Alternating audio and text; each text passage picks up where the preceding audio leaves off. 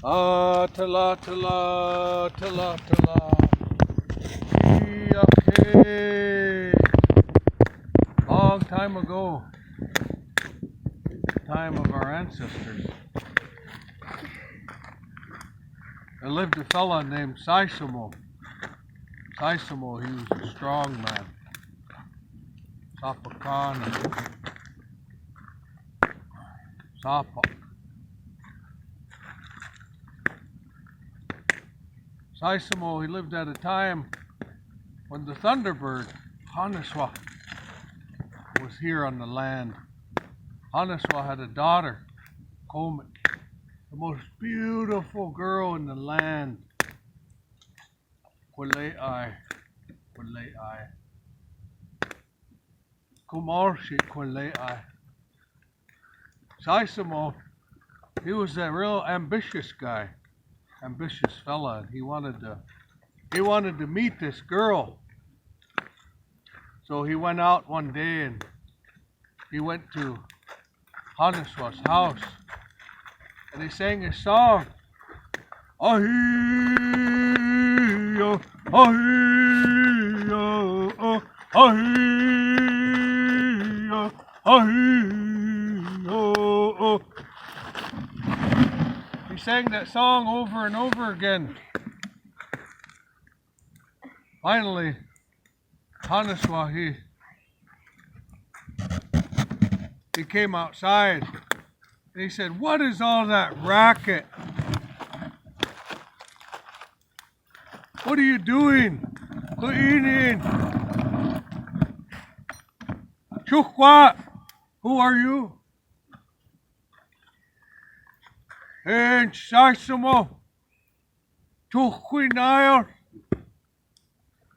I'm Si-samox from Quinault. And he said, "I come to meet your daughter." Quinault said, oh no, it's not that easy. He said, "You have to do a lot of things to impress me, to meet my daughter." He said, first off, he thought to himself, "I know how to get rid of this fella. I know how to get rid of him." You see that gravel bar there, he said. He said, "I want you to go to that gravel bar.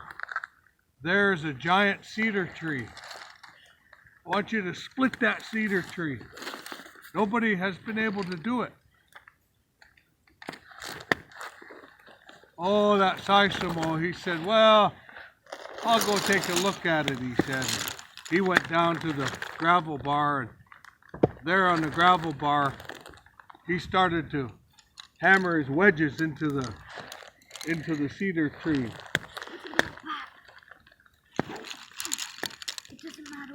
He was hitting it over and over. Finally, it started to give way. It started to open up.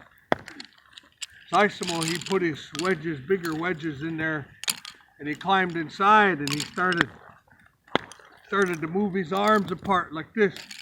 Oh, oh, oh, oh, oh. And that log started splitting more and more. Quinault, he saw that and he said, "Oh, this is too easy for this guy." And he pulled those wedges out and that log closed shut just like that with Si-samox inside. Si-samox, he flexed his muscles. That log opened up, cracked open. Quinault was amazed. He thought, "My goodness, that is too easy for this fella." He said, "Okay, you go out into the ocean. Now, the big sea, and bring me the biggest whale you can find. Now, Scotland, the biggest whale you can find." He thought for sure that would kill that Si-samox. Si-samox, he said, Yeah, my canoe sitting down at the seashore there on the beach, all geared up. I'm ready. He jumped in his canoe, his low-killed, and he headed out over the surf, over the waves. Oh, oh, oh, oh, oh, oh, oh,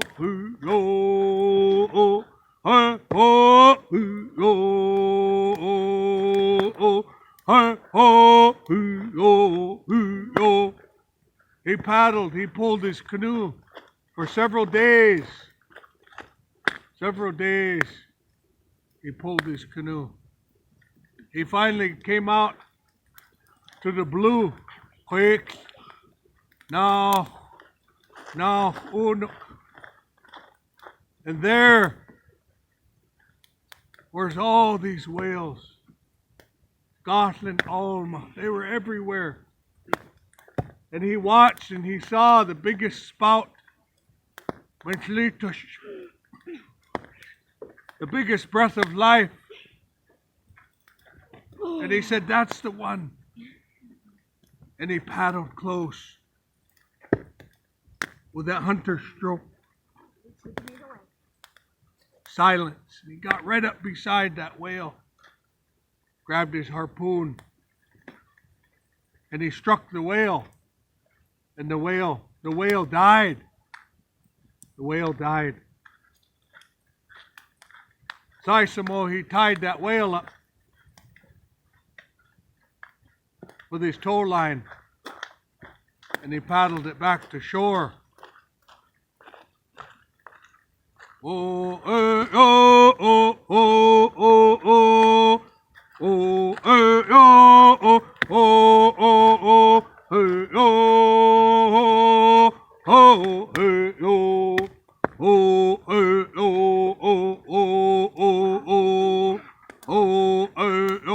oh, oh, oh.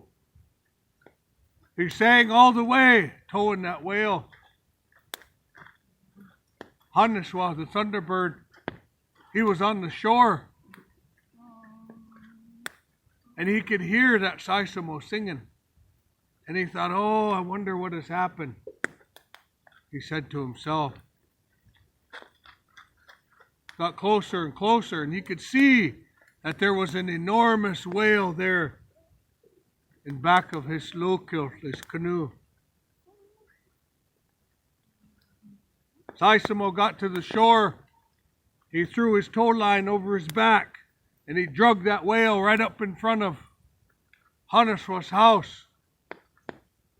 And he told Quinault, here I am. Can I meet your daughter?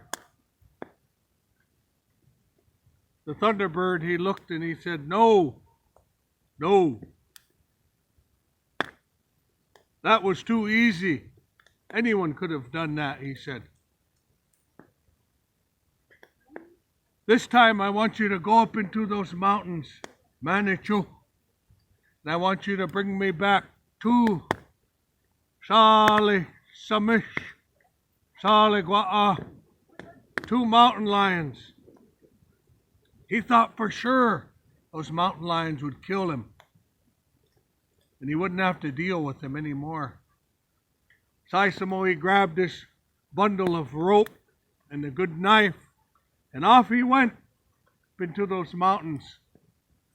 Took him several days. He got up there, and sure enough, Si-samox, there was 2 of them.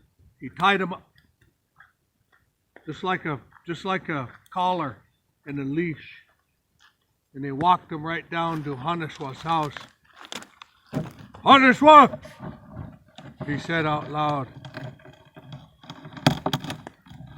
Quinault came out, and he looked in fear at those Si-samox, and those Si-samox, those mountain lions. They swiped at him with their claws. Haniswa said, "No, I don't want those. Take them back, Si-samox, take them back."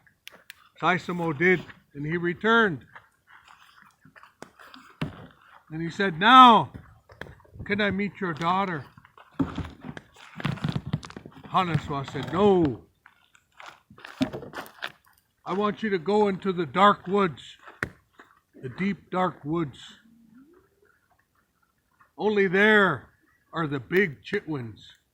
Now, chitwin, I want you to bring me Sally chitwin. 2 of them." Si-samox, he said, "I'll be right back." And he went into the dark woods with a bundle of rope and a good knife. And sure enough, he found Sally chitwin. He tied him up with a collar and a leash. And he brought him back to Haniswa's house. And he said, "Here you go, Haniswa."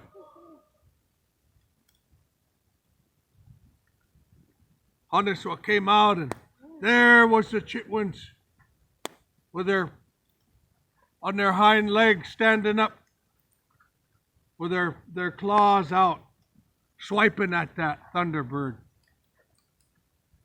And he was afraid again. And he said, "No," he said, "take him away." Si-samox, he did just that. He put him back in the deep dark woods where they still are today. And he came back and he said, "Now can I meet your daughter? I've done all that you asked." Haniswa, he thought for a moment and said, "There's one more thing." Because he thought for sure this last task would kill him. But no. Si-samox looked at him and said, "What is it do you want me to do?" Haniswa, he said, "I want you to go to the other world and bring me back that ball of light. Bring me back that power. Atikos, Atikos." He thought for sure Si-samox wouldn't be able to pull this off because nobody has came back from there. Si-samox took off again with a bundle of rope and a good knife, and he ran for days. For days he ran. And he came to a place like this, but yet different. And there were people there looking at him. And they thought, "Why is this fellow look so strange?" Si-samox, he felt a little odd, but he was a strong man, you know. Those people were playing catch with the ball. Jalakoko. They were throwing it back and forth. Si-samox waited for his chance. He said, "I'm going to intercept it. We've been playing ball for a long time, you know." Si-samox ran as fast as he could. And sure enough, he intercepted that pass. And he ran for days. And those people chased him, but they couldn't catch him. He came back to this world, Haniswa's house, and he held it up. "Atikos," he said. "Haniswa." Thunderbird came out and was amazed at this young man. "You did it. You not only can meet my daughter, Makomic, you can have her as your mate," he told Si-samox. And Si-samox was overjoyed. He was overjoyed. Haniswa took that ball of light, that power, Hatikos, took some for himself, for lightning and thunder and his hunting power. And he said, "We're going to have a big potlatch, smatos, where you marry my daughter. And we'll give away pieces of this power to every everybody, all the animals of the world, and all the chiefs, so they'll have power forever. And that's the story of Si-samox, the strong man, the ambitious man.